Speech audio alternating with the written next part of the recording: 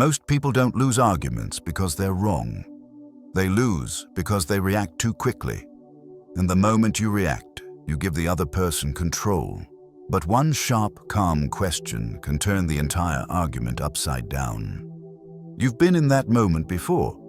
Someone raises their voice, twists your words, or throws accusations that don't even make sense. Your instinct is to defend yourself, to explain harder, to fight for clarity that keeps slipping away. But the more you talk, the more you feel the argument drifting out of your hands. Not because you lack intelligence, but because you weren't using the one tool that exposes weak reasoning instantly. The right question at the right time. This is why Socrates didn't debate with force. He let people collapse under the weight of their own logic. A calm question cuts deeper than an emotional counterattack. Today, you'll learn 5 Socratic questions that can dismantle confusion, reveal truth, and pull any heated argument back into rational ground without raising your voice. If you're ready, let's begin. Question 1. How can you be certain that's accurate? This is the question that instantly puts the pressure back on them, not you. It shifts the energy of the conversations in seconds, and it exposes whether they have truth or just confidence. Most arguments begin with someone making a claim they feel confident about, but cannot actually defend. They state opinions as if they are facts, repeat hearsay as if it were evidence, or speak with authority even though they haven't checked their own information. And you've probably felt that moment when their certainty overwhelms your calm. Your body tightens, your heart races, and a part of you starts doubting yourself, even when you're not wrong. That emotional shake is exactly why this question matters. It brings the conversation back to reality and removes the illusion of authority they're projecting. Because certainty without evidence is just noise wearing a crown. When you ask, how can you be certain that's accurate? You're not attacking them, you're not insulting them, you're not escalating. You're doing something far more powerful. You're forcing them to examine their own words. Most people argue from emotion, habit, memory biases, or social pressure. They rarely pause to question the foundation of what they're saying. And when you challenge that foundation calmly, you're doing what Stoics always do, separating the claim from the truth. This question is a mirror, and most people don't like what they see in it. Think about how many times someone has spoken with absolute confidence while being absolutely wrong. A coworker spreading a rumor, a partner assuming the worst, a friend insisting they know what you meant, or someone online claiming something without reading the full story. Their confidence knocks you off balance because you assume confidence equals correctness. But it doesn't. And when you ask this question, you return the burden of proof back to where it belongs, on the person making the statement. A calm voice asking for accuracy is more powerful than a loud voice insisting on being right. When you deliver this question, do it slowly, do it gently. Let the silence afterward do the heavy lifting. The pause forces them to search for real evidence. And here's the truth. Most people don't have any. They realize they're leaning on assumptions, emotions, or things someone else said. Suddenly, the argument loses heat, because without evidence, there is no fire, only smoke. Facts remain calm, only insecurity gets loud. Stoicism teaches that arguments crumble when separated from emotion. Socrates used questions not to embarrass people, but to lead them back to clarity. How can you be certain that's accurate? Is a modern version of that ancient discipline. It pulls people away from exaggeration, storytelling, and emotional exaggeration, and brings them back to what can be verified. You're not trying to win by force, you're trying to win by truth. And truth doesn't need volume, it only needs clarity. This question doesn't just weaken their argument, it strengthens your position. Why? Because anyone who asks for accuracy positions themselves as the rational one. You're no longer the defensive person, You're the investigator. You're the grounded voice in the storm, and people sense that shift instantly. Arguments lose their emotional charge when you prove you're not fighting to protect your ego. You're fighting to protect the truth. Sometimes, the person will attempt to dodge your question. They'll say, "Well, everyone knows that. It's obvious. That's just how it is." But vague claims collapse when exposed to precise questions. If they deflect, stay calm and steady. "I understand, but how can you be certain it's accurate?" Repeat it gently. This forces them to confront the reality that they don't actually know. Clarity is uncomfortable for people who rely on emotion to win. And that's exactly why this question is powerful. Not because it destroys them, but because it destroys the illusion that their argument has a foundation. The moment they realize they cannot justify their claim, the argument stops being a fight and becomes a conversation. Or it ends entirely, because there's nothing left to defend. In that moment, you regain your power, you regain your calm, you regain your position, because truth doesn't fear questions, only weak arguments do. Ask this question the next time someone comes at you with confidence instead of evidence. Watch how their tone changes, watch how their logic softens, watch how their certainty melts into hesitation. That hesitation is where the truth begins. And in every argument, the person who leads the truth leads the room. Question 2. What beliefs are you starting from? This question doesn't just challenge their argument. It challenges the invisible framework holding their argument up. It forces them to reveal the assumptions they hoped you would never notice. And once those assumptions come to light, the entire argument begins to wobble. Most people don't argue from facts. They argue from beliefs they've never examined. Beliefs inherited from parents, shaped by fear, built on insecurity, or absorbed from social circles without questioning. They speak as if their worldview is the default, the unquestionable, the universal truth. And yet, the moment you ask, "What beliefs are you starting from?" you're doing something extraordinary. You're pulling the curtain back on the mental operating system they didn't know they were using. You're showing them that their logic is not floating freely. It's sitting on a foundation they never inspected. Every argument has a hidden skeleton. This question exposes it. The power of this question lies in its calm disruption. You're not attacking them. You're not dismissing their point. You're simply asking them to reveal the mental lens they're using to interpret the situation. And most people can't do that without stumbling. Because to answer honestly, they must slow down, reflect, and confront a truth they normally avoid. That their certainty is based not on facts, but on long-held assumptions. Assumptions are comfortable until someone makes you look at them. Think about how many conflicts arise not from what was said, but from the assumptions beneath what was said. Someone assumes your intentions. Someone assumes your priorities.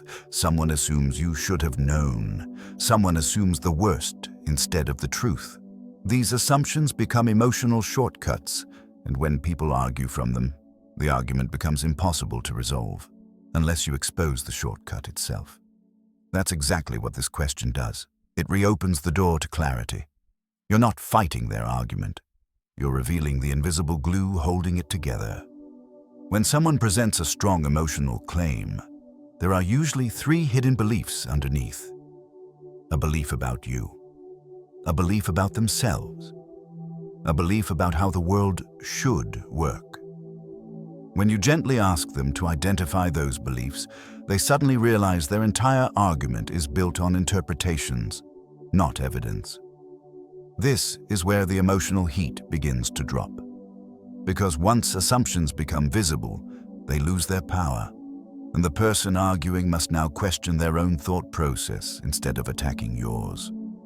Awareness is a sword, and this question hands it to you. Let's make this real. Imagine someone says, "You don't care about this situation at all." If you argue emotionally, the fight spirals. But if you ask, "What beliefs are you starting from to conclude that?" They pause. they reflect, and suddenly the argument is no longer about defending yourself. It's about examining their lens. Often they realize their conclusion came from fear, insecurity, or past experiences, not from your actions. People cling to assumptions when they're afraid of looking deeper. This question forces depth. It forces honesty. It forces accountability. Stoicism teaches that perceptions shape reality more than events themselves. When you ask someone to reveal the beliefs behind their views, you're inviting them to separate perception from truth. You're guiding them toward clarity rather than conflict. And in that moment, you're no longer just arguing. You're elevating the conversation to a higher level of self-awareness. You're not being aggressive. You're being precise. Deliver this question with calm curiosity, not sarcasm. Let silence fill the space afterward. Silence creates pressure, and pressure creates truth. Some people will immediately soften. Some will become defensive, a sign that their assumptions are shaky. Some will try to dodge. If they do, gently repeat the question. I hear you, but what beliefs are you starting from? Your steadiness will expose their instability. Arguments built on assumptions fall apart the moment you shine a light on them. And when that structure collapses, something beautiful happens. The argument becomes human again. The person realizes they're not fighting you. They're fighting their own unexamined beliefs. In that moment, clarity enters. Calm returns. The emotional fog lifts. You gain control not by overpowering them, but by helping them see the truth behind their own words. Because when you reveal the belief behind the argument, you reveal the path to resolution.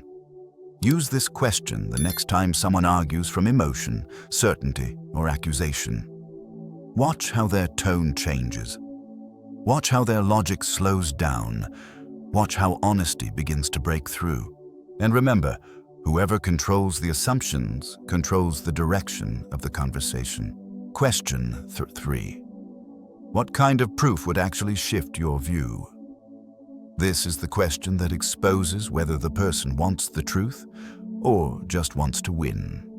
It reveals the difference between someone who is thinking and someone who is defending. And once you ask it, the entire emotional charge of the argument changes. Most arguments stall because the person you're speaking to isn't looking for clarity. They're looking for confirmation. They already decided what they believe, and now they're searching for reasons to justify it. That's why arguing with them feels draining. It's not your logic that's failing. It's their resistance to anything that challenges their comfort zone. But when you ask, what kind of proof would actually shift your view? You're doing something brilliant. You're forcing them to declare the exact conditions under which their belief could be reconsidered. This turns their emotional stance into a measurable one, a stance they must take responsibility for, because a belief that cannot be changed is not a belief. It's a wall. This question is so powerful because it traps the argument in a corner without hostility. If they cannot name what would change their mind, then they're admitting their position is immune to evidence. In that moment, the argument is no longer about facts. It's about ego. And once ego is exposed, its influence weakens. When someone realizes they're clinging to a position simply to protect pride, the emotional fire dims.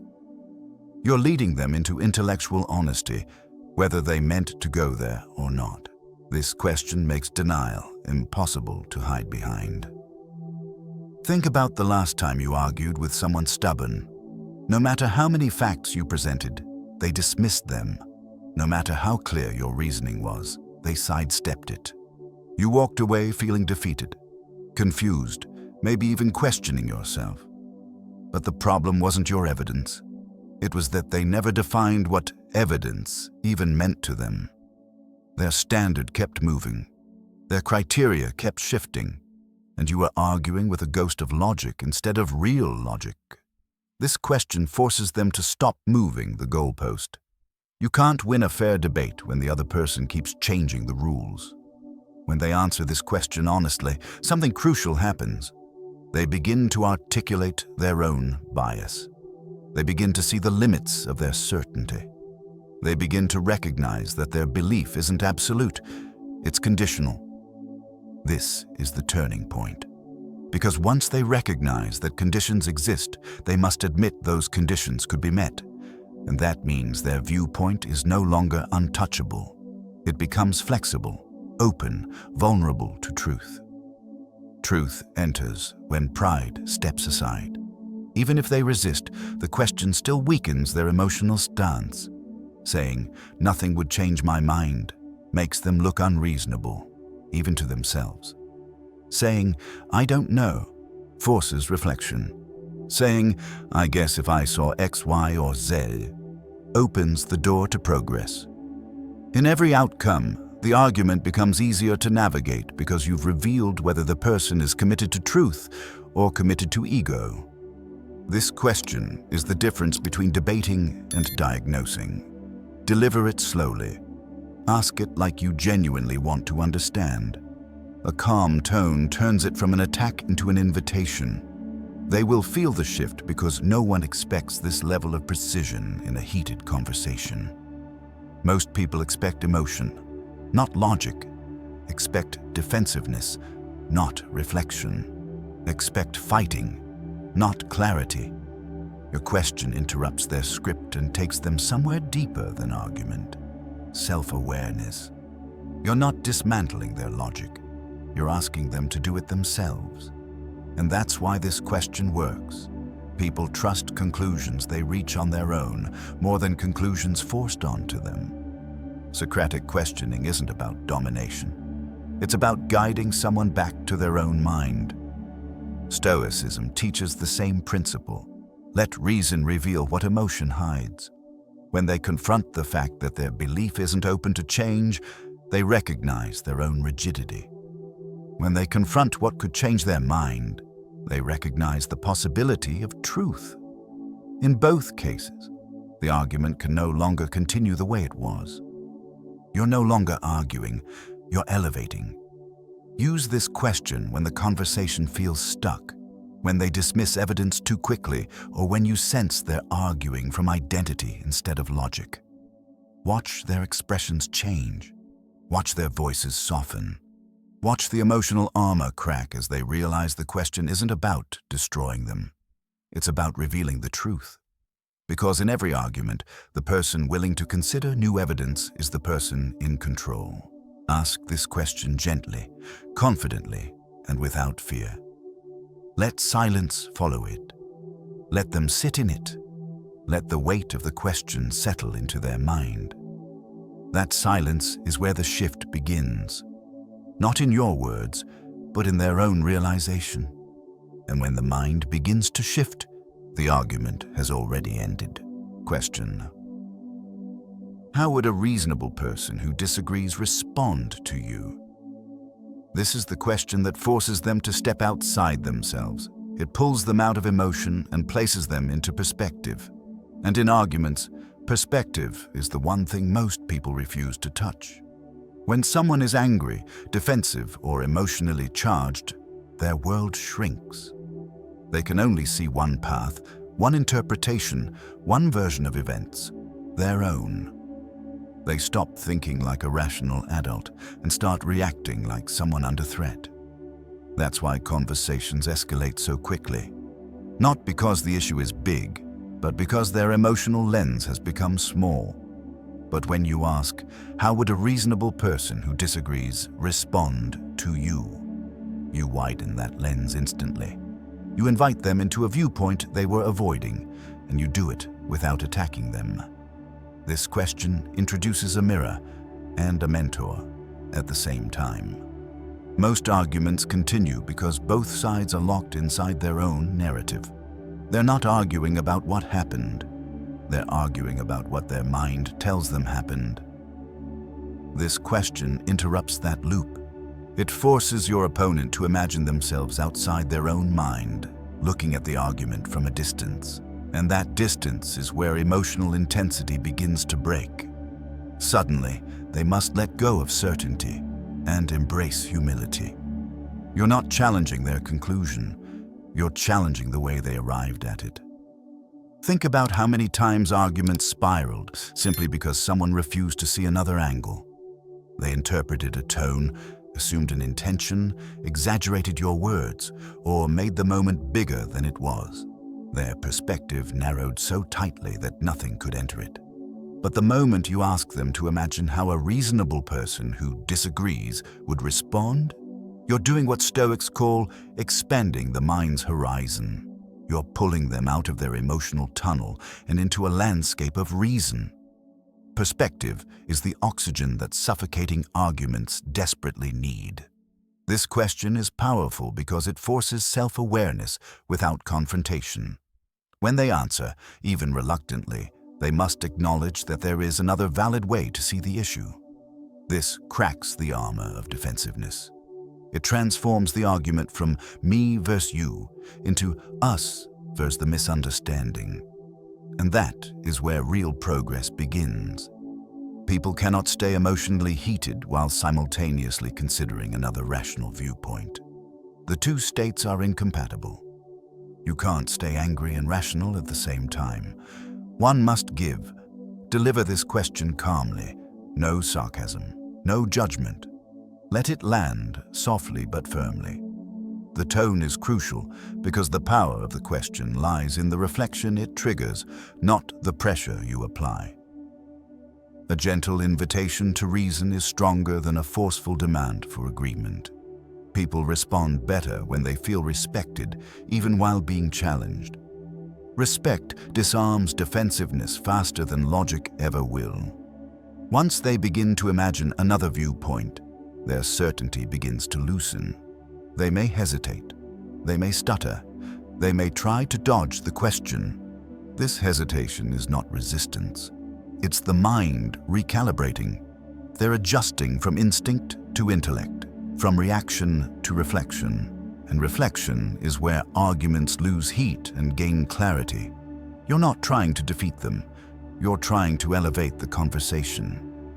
Stoicism teaches that wisdom comes from seeing the world as it is, not as your emotions paint it. When you invite someone to consider a reasonable opponent's perspective, you're guiding them toward wisdom without saying the word. You're helping them practice intellectual humility, which is the foundation of all rational dialogue. Socrates used this exact technique to soften rigid thinkers and lead them to truth without confrontation. You're guiding them, not cornering them. If they attempt to avoid answering, gently redirect. I'm not asking you to agree. Just imagine how a reasonable person who disagrees might see it. This removes pressure and invites thoughtfulness. The more they reflect, the more they dismantle their own rigidity. Arguments dissolve not because they lose, but because they evolve. Clarity replaces conflict when perspective replaces pride. Use this question when someone is stuck in emotional reasoning, when they insist they're right without considering alternatives, or when they become blind to nuance. Watch how their body language shifts. Watch how their tone softens. Watch how the conversation transitions from confrontation to collaboration. Because in every argument, the side willing to see beyond itself becomes the side with real power. And the moment they step into another perspective, even for a second, the argument begins to end. Question 5. What are the consequences if everyone followed that thinking? This is the question that exposes the long-term cost of their logic. It forces them to see beyond the argument and into the real-world impact, and it reveals instantly whether their belief is grounded or dangerous. Most arguments feel overwhelming because the person you're dealing with is only thinking about right now.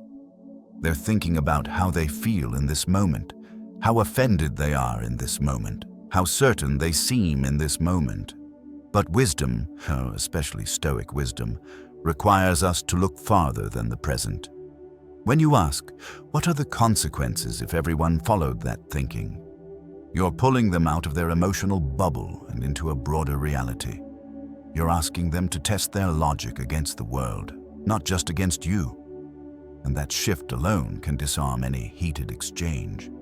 Because a belief that collapses on a larger scale was never strong to begin with. When people argue emotionally, they rarely consider consistency. They don't think about whether their reasoning would hold up if society adopted the same principle. They don't think about whether their argument works as a universal rule. But all true logic must survive universality. All true principles must hold steady even when applied to everyone. This question exposes the fragility of arguments built on exceptions, double standards, or self-serving thinking. If it only works when they do it, it's not logic, it's ego. Consider the types of arguments people often make. It's fine to lie if it protects my feelings. I can break my promises because things changed. I'm justified in overreacting because I was upset. I don't need to consider your perspective because mine is valid. These beliefs might feel good in the moment, but imagine a world where everyone lived by them. Imagine a world where lying is normal, where promises mean nothing, where emotional chaos justifies any behavior. That's not a world built on reason. It's a world collapsing under impulsiveness.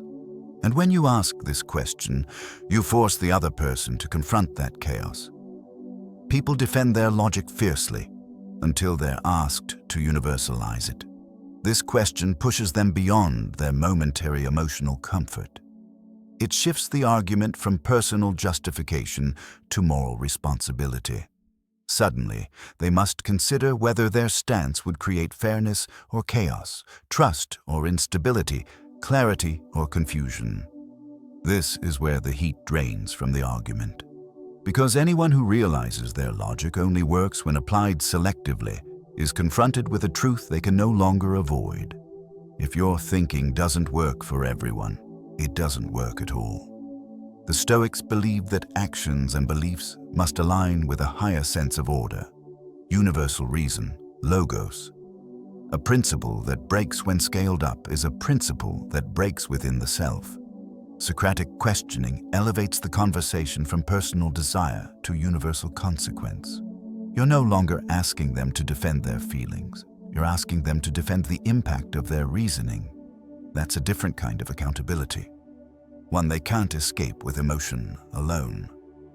You're no longer debating, you're evaluating. Deliver this question gently but firmly. Let the pause afterward linger. People need that silence to confront the implications of their own logic. They may hesitate, deflect, or attempt to narrow the scope of the argument. They might say, "Well, I'm only talking about my situation." But that is precisely the point. Logic doesn't belong to convenience.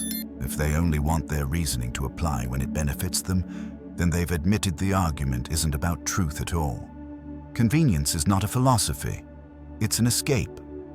If they attempt to dodge, softly redirect. I understand, but imagine if everyone did what you're suggesting. What would happen? This forces them to reflect deeper. Would the world improve or collapse?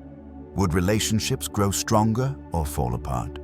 Would trust increase or disappear? Their answer will reveal everything. A worldview that causes harm when scaled must be abandoned, not defended. Use this question when someone justifies behavior that is selfish, harmful, inconsistent, or emotionally impulsive. Watch how their certainty melts. Watch how they slow down. Watch how the argument becomes less about winning and more about understanding the consequences of their choices. Because in the end, moral clarity often emerges not from looking at ourselves, but from imagining what would happen if everyone became like us. And the moment they realize their thinking cannot sustain a healthy world, the argument ends. Let's take a moment to bring everything together. You've just learned 5 Socratic questions in the new order, each designed to expose assumptions, break emotional momentum, and bring any heated argument back to reason. These questions don't make you confrontational. They make you clear. They don't make you louder. They make you smarter. You don't need to raise your voice. You only need to raise the standard of your questions. That is the heart of Socratic thinking, and it's exactly what the Stoics lived by. Clarity over chaos, reason over reaction. Now, here's your challenge. In the next 24 hours, use at least one of these questions in a real conversation. Don't react, don't defend, don't get pulled into emotional traps. Just ask the question and watch how the entire dynamic shifts. If today's video gave you something useful, let me know. Like, share, subscribe, and comment below. Ask, don't react. Thank you for watching, for thinking deeply, and for choosing reason over impulse.